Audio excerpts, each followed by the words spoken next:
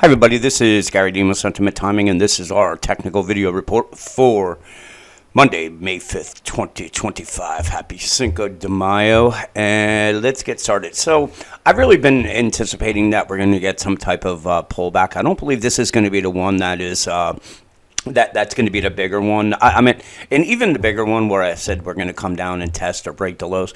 I'm not even 100% sure of that. But we can do a decent retracement of the rally that we had from the April 7 lows, and in that, what we want to just kind of keep an eye on how support levels hold, but. As of now, we still have a couple more weeks that we should see churn and it, just kind of a grind higher. But I think the easy money has been made already.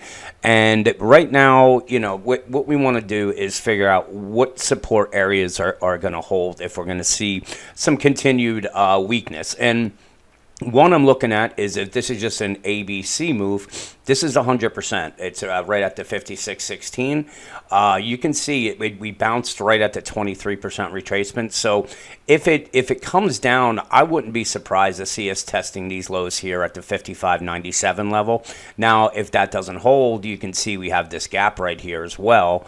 And even, looking at a 50% or 62 or 78% retracement would, that would make sense. But again, I think that it's the shorting is going to be it can work right now, but I think you have to be very careful. And I think the main thing right now is you just want to be careful looking both ways, because we reached our a lot of my upside targets that I had. I think there's only one left, and that's going to be up at this at the 57.90 level. We also have this resistance, right? Oh, no, that's not even, 58. We do have some here, but I'm still, like I said, I'm on the side that we're going to be kind of marching higher and probably ending this somewhere up into these levels here at the, the 5780, 5800 would make sense. And right now, another thing that I'm looking at that looks like it could be shaping up is, well, if this is just an ABC move and this is just a corrective move up from that big decline that we had, then we're looking at a move coming up to the 57.66. That's the ABC. That's 100%. But if we're going to go, we're up there, it could overshoot it. And again, that's why I'm thinking that we could see this 57.85 level. But here's the thing. We have bearish divergences that have not really they've been ignored, and you can ignore them, and it could go on, but eventually you're going to get one of these moves, and that's kind of what I'm anticipating. So if this is let's just say a 1, 2, and now we're making a wave 3, this is going to be the bullish view of it, then what we would expect is a pullback somewhere down into the 5,500 level, and then from there, that would be the wave 4, and then we would start a wave 5 up, and again, most likely end up there. But we want to just make sure, like the first important support is going to be right at this, let's do this. All right. So the first important support is going to be today's low. So that's going to be the 56.35. If that gives way, then again, we're going to be looking right around that 5,600. And then this is the important support right here. That's what I was just talking about. And that's the 55.70. And the reason why, you can see we have moving average support. It's a 50% retracement, and it also has price support.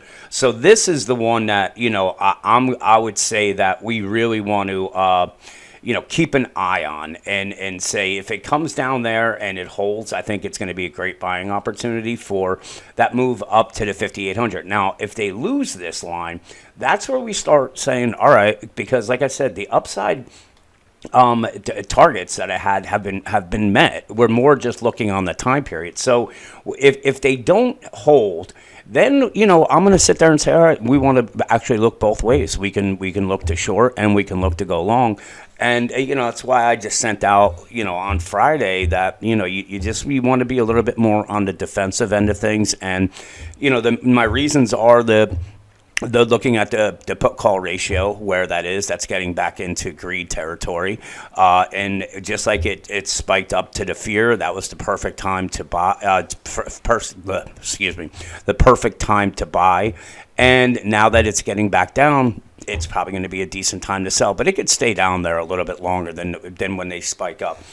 And that's another reason why, I'm saying that, we could see these lows tested or broken, but I mean, those indicators between the VIX and the put call ratio, they hit levels that important bottoms are made. So that's why I'm saying it would make sense if we came down here, but I'm not guaranteeing that it's going to. It's just, I know once we get into the second week into May, that's when things are going to start getting a little sloppy. And like I said, I believe we're going to start seeing sellers step in and drive price down, and most likely all the people that missed this rally will be buying every dip until they get forced out, and then they'll move to shorts.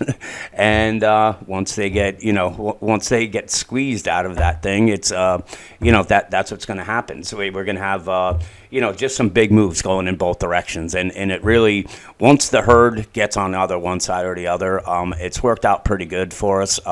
You want to just start looking the other way or getting cautious with the actual trend, which is to the upside. So if we saw a move down to the 5,100, that would make sense, because that would be our wave 4 and up. If they lose this, then we're looking at this. This would be really the next important support would be this 53.74, and that's just on the 15-minute chart. But you can see this is the moving average and price support that's right here. So I think this 5,500, it's going to be a little bit difficult to get through, but let's just leave the door open for anything to happen. So let's see what plays out tomorrow. Have a great night, and I will talk to you guys in the